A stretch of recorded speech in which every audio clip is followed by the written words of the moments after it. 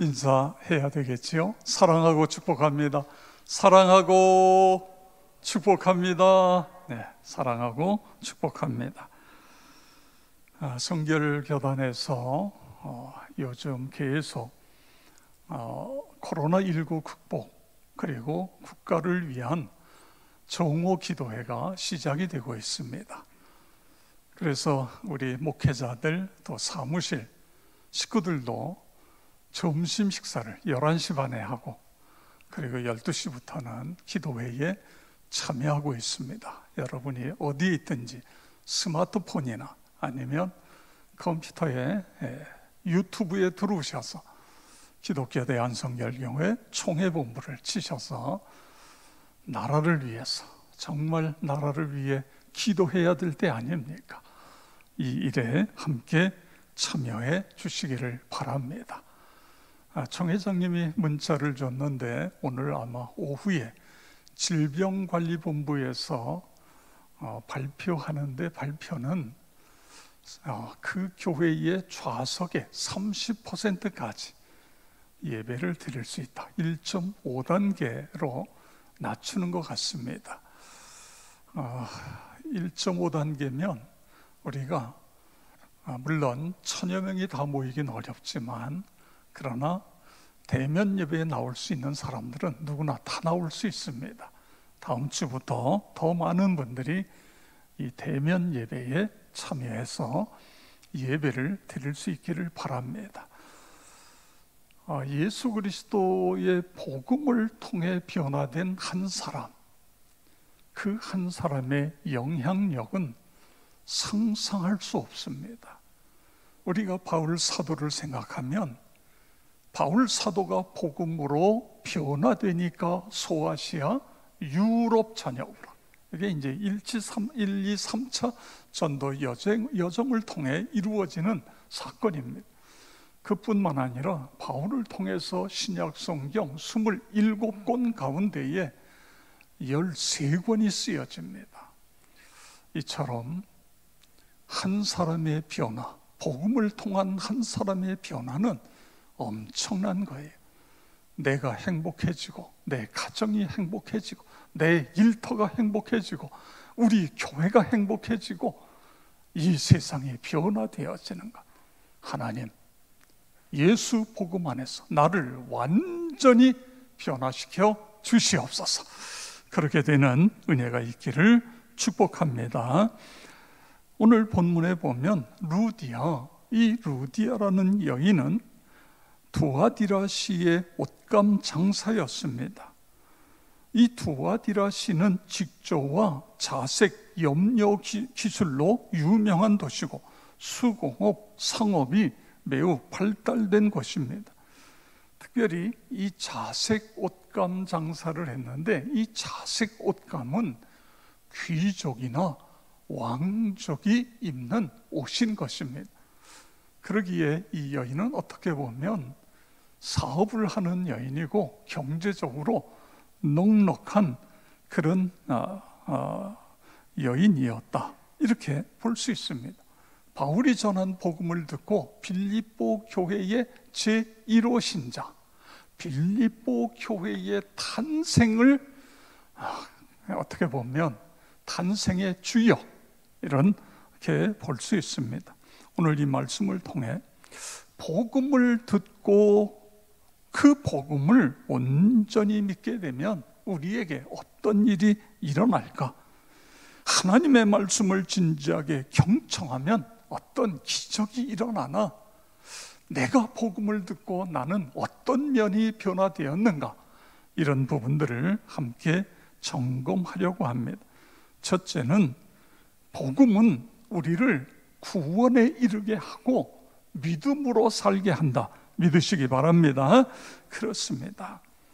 오늘 지금 이 루디아라고 하는 이 여인은 원래 유대교, 구약 성경만 믿는 유대교 신자였다, 이렇게 볼 수 있습니다.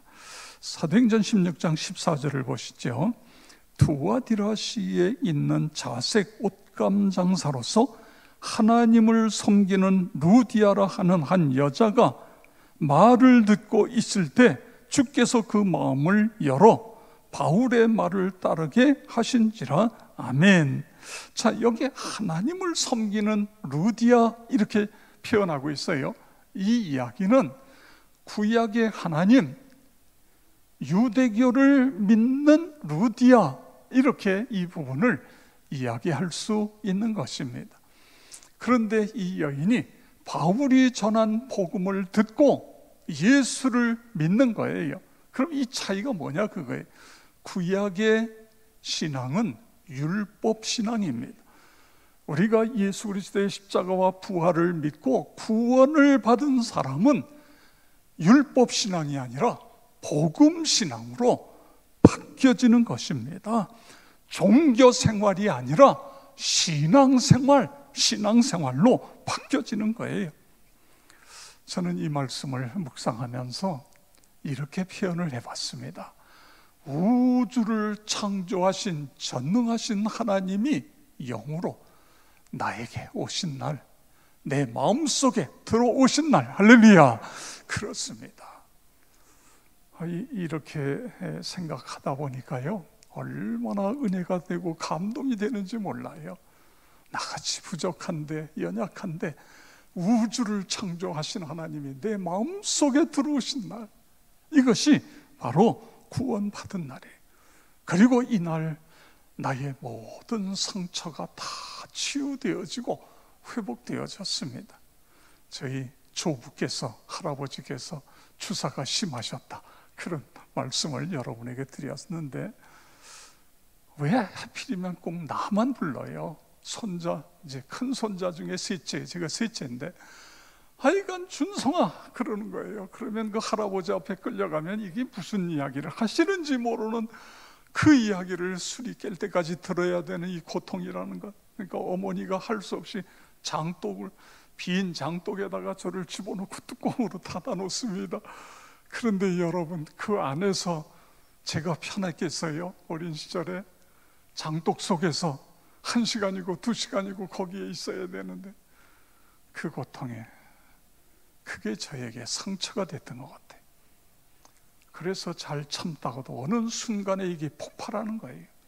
학생 시절에도 그렇고 그랬습니다.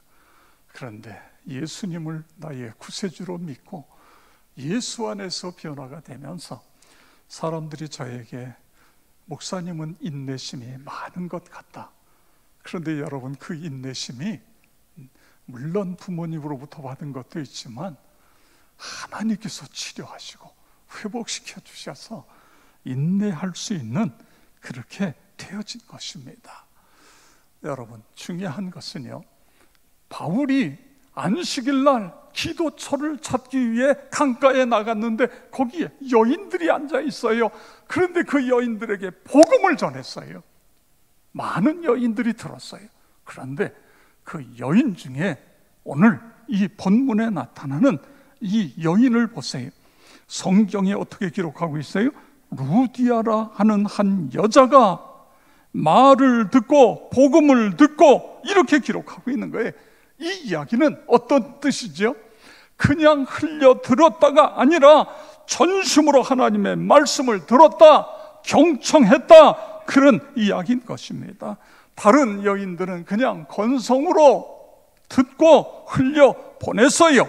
그런데 이 여인은 하나님의 말씀을 사모하면서 들었어요. 그랬더니 하나님이 그 마음을 여셨고, 그래서 예수를 구세주로 모셔드리고, 그래서 세례를 받는 그런 모습을 볼 수 있는 것입니다. 성도 여러분, 경청이라는 단어를 우리는 주목해야 됩니다. 하나님의 말씀을 사모하면서 들어야 됩니다. 그래야 주님이 우리 마음속에 들어오시고 우리를 새로운 사람으로 만드시는 거예요. 로마서 10장 17절 우리 다 같이 읽겠습니다. 그러므로 믿음은 들음에서 나며 들음은 그리스도의 말씀으로 말미암았느니라. 아멘. 믿음이 어떻게 생긴다고요?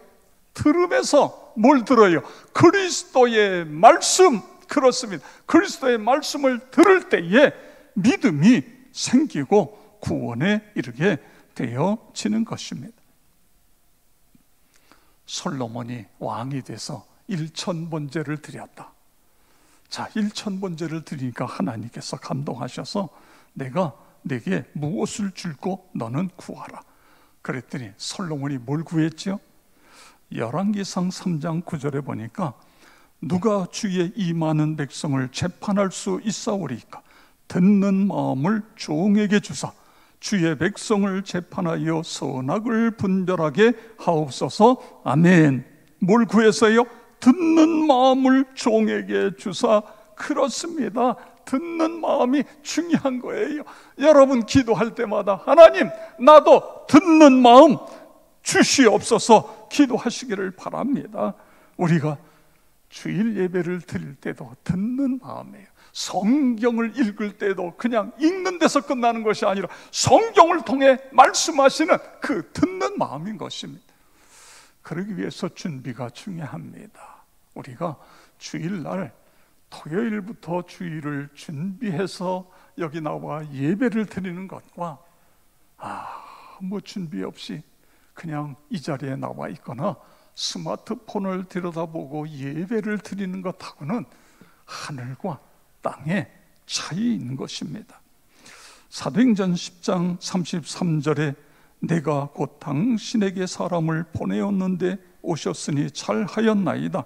이제 우리는 주께서 당신에게 명하신 모든 것을 듣고자 하여 다 하나님 앞에 있나이다. 아멘. 이 말씀은요, 고넬료가 베드로 사도에게 한 이야기예요. 오늘 이 말씀 속에서 베드로의 고넬료는 얼마나 그 말씀을 듣기 위해 준비되었는가, 이걸 이야기하는 거예요. 왜 표면적으로는요, 외형적으로는 자신의 가족들, 친지들, 친구들 다 불러가지고 집안에 사람이 가득 차 있어요. 그리고 내면적으로는 마음을 준비한 것입니다. 사모하는 마음으로 하나님의 말씀을 앞에 겸손히 경청하려는 마음으로 준비를 한 것입니다. 그래서 베드로 사도가 고넬료 집에 안에 들어서자 고넬료가 어떻게 했다고요? 그 베드로 사도 앞에 넙죽 절을 하는 거예요. 베드로가 기겁을 해서 그를 부둥켜 일으킵니다마는 여러분 생각해 보세요. 고넬료가 누구지요? 점령국의 백부장입니다. 얼마나 막강한 힘이 있어요. 그런데다가 가장이에요, 가장. 그리고 지금 거기는요, 혼자 있는 게 아니에요. 가족이 있지요, 친지들이 있지요, 친구가 있지요. 그 많은 사람 앞에서 베드로 사도 앞에 절을 하는 그 모습, 이게 무슨 이야기죠? 얼마나 하나님의 말씀을 소중히 여기는가, 그걸 볼 수 있지 않습니까? 하나님께서 보내주신 종, 나에게 이 종을 통해서 하나님은 나에게 무슨 말씀을 하실 것인가, 이런 분명한 믿음이 있었기 때문에 그런 거예요. 고넬료 앞에 누가 있어요? 누가 들어왔어요? 베드로 사도가 들어왔어요. 그런데 지금 고넬료는 어떻게 이야기해요? 우리가 다 하나님 앞에 있나이다. 이게 무슨 이야기예요? 베드로를 하나님으로 생각한 거예요. 베드로 앞에 베드로를 보고 우리가 다 하나님 앞에 있나이다, 이렇게 이야기하는 거예요. 베드로를 하나님으로 여긴 것이 아니라 하나님께서 베드로를 하나님의 종으로 우리에게 보내주셔서 하나님께서 당신을 통해 주시는 그 말씀을 우리가 듣기 위하여 하나님 앞에 있나이다, 이런 고백을 하고 있는 것입니다. 이것이 우리가 하나님의 말씀을 듣는 마음, 자세, 그렇게 되어야 되는 거예요. 이것이 중요한 거예요. 그래야 믿음이 생기고 신앙이 성장하고 축복된 신앙, 내가 복을 받고 내 자손이 복을 받는다 믿으시기 바랍니다. 정광재 목사 글이 국민일보에 일주일에 한 번씩 연재가 되었습니다. 저는 그 글을 계속 읽었어요. 그의 간증이에요. 2살 때부터 시작된 나의 험난한 인생은 8살 때 부산 베델 고아원의 첫 단체 생활로부터 시작됐다. 그때로부터 3년간 가까운 부산 형제복지원 생활, 서울에서 신문팔이, 껌팔이, 구두 닦기, 앵벌이 등 가출 생활, 소년원을 거쳐 교도소까지 주님을 만나기 전까지는 고통과 시련의 연속이었다. 1995년 6월 19일은 인생의 완전한 터닝 포인트가 되던 날이다. 좁은 감방 안에서 하나님은 내 사랑하는 자라고 말씀하시며 강하게 나를 만나 주셨다. 그리고 새로운 인생의 역사를 쓰게 하셨다. 죄로 지옥 교도소 들어갔지만 하나님께서 불쌍히 여기시고 긍휼을 베푸셔서 붙잡아 주심은 그분의 전적인 은혜다. 그리고 다메섹에서 변화된 바울같이 담장 밖의 바울이라는 칭함을 받으며 주님을 전적으로 의지하고 순종하는 믿음으로 그분의 역사를 감당할 수 있는 은혜를 주셨다. 내가 경험한 하나님의 말씀과 메시지를 한마디로 말한다면 형상회복이다. 하나님의 형상을 회복하는 것이다.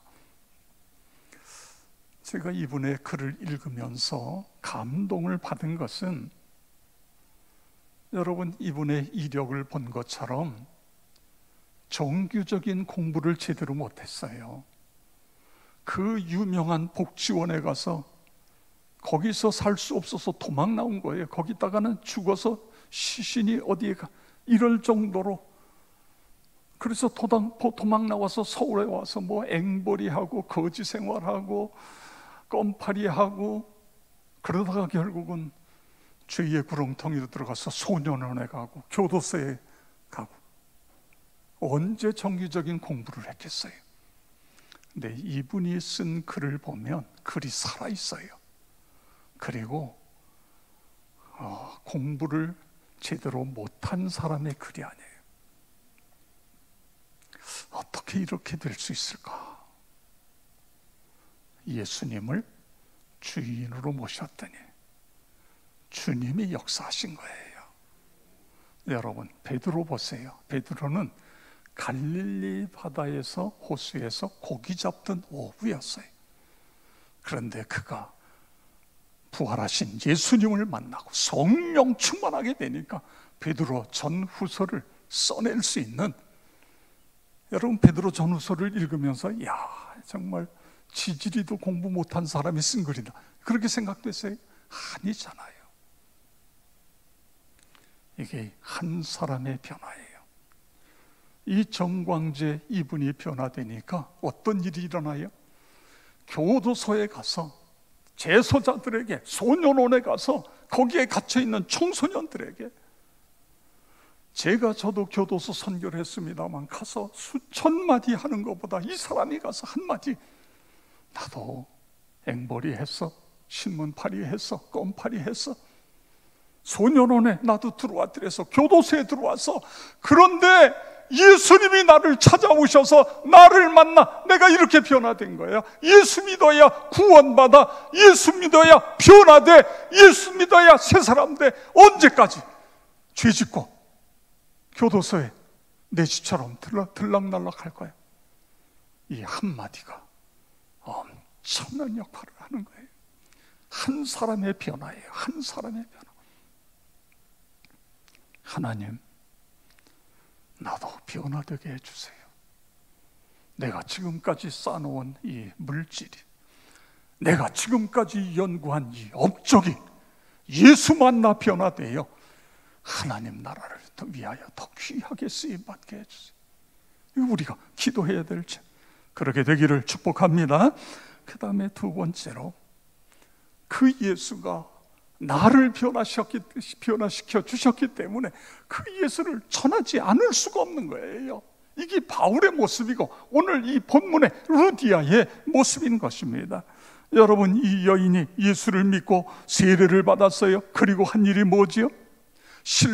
이 바울과 실라를 자기 집에 초청해서 집에 있게 하면서 자기 가족들에게도 복음을 전해서 그 가족이 다 세례를 받아요. 예수 믿고 세례를 받아요.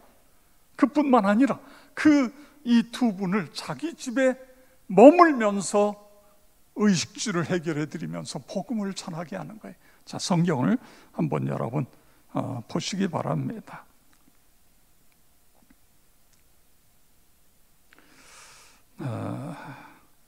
네, 제가 내용을 뛰어넘은데 성경은 조금 이따 보겠습니다. 제가 조금 흥분한 것 같으네요. 여러분, 세브란스 병원, 신촌 세브란스 병원 또는 연세대 세브란스 병원 이렇게 이야기합니다. 그런데요, 고대 의대병원, 고대병원 또는 중앙대병원, 이화여대병원, 목동 이화여대병원 이런 식으로 이야기하죠. 자, 여기에 왜 차이가 있죠? 원래 연희전문학교, 연희대학하고 세브란스 병원이 합쳐지면서 연희의 연자와 세브란스의 세자, 그래서 연세대학교가 되는 거예요. 이 둘이 합쳐지면서 의과대학이 생기고, 그래서 세브란스 병원 이렇게 부르는 겁니다. 그렇게 부른 것은 지금부터 116년 전인 1904년 미국의 사업가 세브란스가 큰 헌금을 해서 한국의 세브란스 병원을 지은 거예요. 특별히 당시에 고든 선교사가 미국에서 선교 보고를 하면서 저 한국의 코리아, 조선 거기에 병원이 지어지면 더 효과적으로 복음을 전할 수 있습니다, 이렇게 선교 보고를 하는데 그 자리에 세브란스가 거기에 있다가 제가 그 일을 담당하겠습니다, 그래서 물질을 다 대서 땅을 사고 건물을 짓고 이게 세브란스 병원이 되어진 것입니다. 여러분, 세브란스 씨는 이미 죽어 천국에 갔지만 그분이 곳곳에 남긴 사랑의 흔적, 복음의 현장들은 그대로 남아있어요. 제가 먼저도 말씀을 드렸습니다만 우리나라는 이제 거의 교회를 개척해야 될 장소도 없습니다. 어디나 교회가 있어요. 아주 특수한 교회가 개척되는 것 말고는 어려워요. 그런데 선교사님들이 각 곳에서 동남아나 인도나 이런 데서 열심히 선교를 해서 신자가 40명, 50명, 60명 모였는데 그 신자들이 너무너무 가난해가지고 땅을 사서 교회를 지을 수 있는 형편이 안 되는 거예요. 어떤 사람은 땅을 내놨는데 건축을 할 수 없어요. 그래서 옵니다, 공문이. 2천만 원 내지 3천만 원이면 교회를 지을 수 있습니다. 교회를 지으면 지금보다 훨씬 더 부흥될 뿐만 아니라 이 지역에 있는 많은 어린이 청소년들을 전도할 수 있습니다, 이런 내용이에요. 우리나라에서 2, 3천은 큰 돈이 아닙니다만 지금 저개발국에서는 큰 돈인 거예요. 그걸 가지면 큰 일을 할 수 있어요. 여러분, 그런 꿈을 꾸시기 바랍니다. 하나님 나를 구원하셨고 예수 믿고 하나님 백성 되게 하셨는데 하나님이 내게 주신 물질 중에서 2천만 원, 3천만 원 띄어서 제가 이 일을 한번 해보겠습니다. 영원히 남을 일이죠. 그뿐만 아니라 우리가 하나님 앞에 섰을 때 잘했다, 하나님 칭찬하시지 않겠어요? 예수님 왜 오셨어요? 복음을 위해서 오신 거예요. 영원 구원을 위해서. 그 일을 우리가 참여하는 것입니다. 그런 은혜가 있기를 축복합니다. 그 다음에 이 복음을 듣고 예수를 믿게 되면 기쁨과 감사의 삶을 살면서 섬김을 실천하게 된다, 믿으시기 바랍니다. 자, 오늘 이 루디아라고 하는 여인을 생각해 보세요. 많이 분주하잖아요. 많이 팔아야 헌금도 하고 많이 팔아야 가족도 먹고 살고, 그런데 그럼에도 불구하고 이 여인에게 최우선 순위는 하나님이었어요. 여러분, 이 교회가요 많은 선교를 했습니다. 우리 사도행전 16장 15절 함께 읽겠습니다. 그와 그 집이 다 세례를 받고 우리에게 청하여 이르되 만일 나를 주 믿는 자로 알거든 내 집에 들어와 유하라 하고 강권하여 머물게 하니라. 아멘. 여기 강권했다고 그랬습니다. 강권해서. 왜 강권했을까요? 바울과 실라는 이 여인이 예수를 믿은 초신자예요. 그래서 이 여인에게 어떠한 그 물질이라든가 그런 부분에 신세를 주고 싶지 않았던 거예요. 신앙만 잘 성장하면 되니까. 그래서 고맙습니다. 뜻은 고맙지만 우리의 의식주는 우리가 해결합니다. 그런데 이 여인이 결국은 강권해서 이 바울과 실라를 자기 집에 있게 하고 가족을 전도에 세례받게 하고, 그리고 거기서 머물면서 마음껏 복음을 전할 수 있는 이런 역할을 한 것으로 우리가 기억할 수 있는 것입니다. 저는 이 말씀을 묵상하면서 성경에는, 특별히 신약 성경에는 사람의 이름이 많이 기록되어 있지 않아요. 특별히 여인의 이름은. 그런데 여기에 루디아, 왜 하나님께서 이 이름을 이렇게 성경에 기록하셨을까? 물론 우리가 많이 헌신해도 성경에 우리 이름이 기록될 수 없어요. 대신에 생명책에 우리의 이름이 기록된 할렐루야! 그렇습니다. 영원한 생명책에 이름이 기록되는 거예요. 하나님께서 이 여인의 헌신을 얼마나 귀하게 여기셨는가. 특별히 유럽의 첫 번째 교회예요.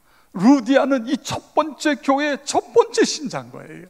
그런데 여러분, 놀라운 것은요, 이 여인의 이 섬김이 이 교회의 전통이 돼요. 이 교회의 하나의 흐름이, 역사가 되는 거예요. 이게 놀랍습니다. 우리 빌립보서 1장 3절에서 5절 읽겠습니다. 내가 너희를 생각할 때마다 나의 하나님께 감사하며 간구할 때마다 너희 무리를 위하여 기쁨으로 항상 간구함은 너희가 첫날부터 이제까지 복음을 위한 일에 참여하고 있기 때문이라. 아멘. 이 성경이 기록된 것은 빌립보의 복음을 전한 이후 약 20여 년 가까이 된 시간이 흐른 거예요. 지금 바울은 로마 감옥에 갇혀 있어요. 그런데 이 빌립보에 편지를 보내면서 처음부터 지금까지 너희가 복음을 위하여 참여했다, 이 이야기를 하고 있어요. 이게 무슨 이야기예요? 빌립보 교회는 계속해서 사도 바울의 선교를 위하여 물질로 후원을 한 것입니다. 그런데 이 아름다운 전통이 어디서부터 시작돼요?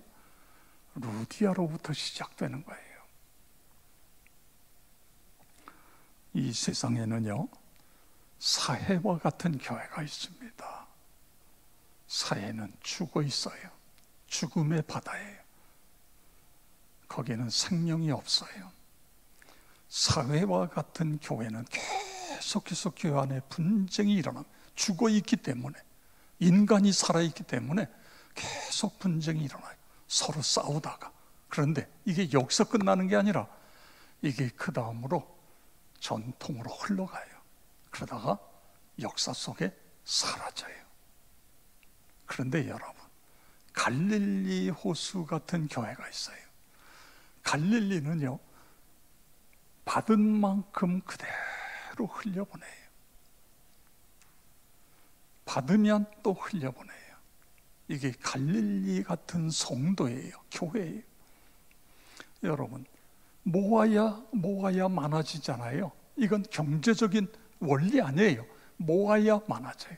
그런데 갈릴리 호수, 갈릴리 바다는 받은 만큼 흘려보내요. 그런데 여러분, 놀라운 사실은 그 호수 속에, 바다 속에는요, 청난 양의 물고기가 생명력이 넘치는 거예요. 그리고 그 갈릴리 호수에 물이 닿는 곳마다 과일나무가, 곡식이, 그리고 각종 채소가 풍성하게 생명해요.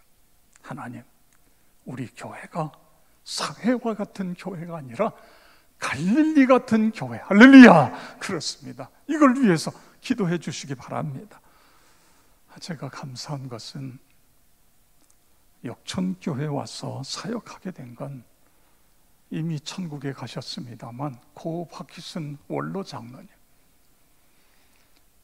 여러분, 이분이 사업을 물론 하셔서 물질이 있었습니다만 항상 있었던 게 아니에요. 어떤 데는요, 부도가 나기 직전까지 가고 많은 어려움이 있어요. 그런데도요, 우리 교단의 목사님들이 교회 짓다가 어렵고 개척하다가 어렵고, 저도 사실 박희순 원로 장로님을 알았으면 쫓아갔을 거예요. 그런데 제가 그때에는 박희순 장로님과 가까이 할 수 있는 제가 그런 어떤 관계가 안 됐기 때문에, 그래서 가끔 그런 이야기를 들어요. 목사님, 박희순 원로 장로님 천국 가셨는데 권사님은 어떠시냐고. 제가 어려울 때에 목사님을 뵙고 장로님을 뵙고 이렇게 요청을 했더니 해서 오늘 이 교회가 이렇게 성장이 됐습니다. 어려울 때 제가 이렇게 도움을, 이런 분들이 여러분이에요. 그것뿐입니까? 서울신학대학 총회 곳곳에 우리 장로님의 흔적이 있어요. 저는 그런 면에 있어서 우리 역촌교회는 장로님의 이 선교의 흐름이 그대로 이어지고 있다. 제가 이런 교회에서 목회한다는 게 얼마나 감사한지 몰라요. 정말이에요. 너무너무 감사해요. 사랑하는 성도 여러분, 그냥 우리가 신앙생활한다, 여기서 끝나는 것이 아니라 십자가와 부활이 실제가 되어져서 내가 새로워짐으로, 내가 바뀌어지면 내 가정이, 내 일터가, 우리 교회가, 우리 한국에 있는 모든 신자가 바뀌어지면 이 세상이 행복해지는 거예요. 세상이 바뀌는 거예요. 하나님, 복음으로 하나님, 나를 바꿔주세요. 나를 변화시켜주세요. 나와 여러분 모두가 그렇게 되어지길 주의 이름으로 축원합니다.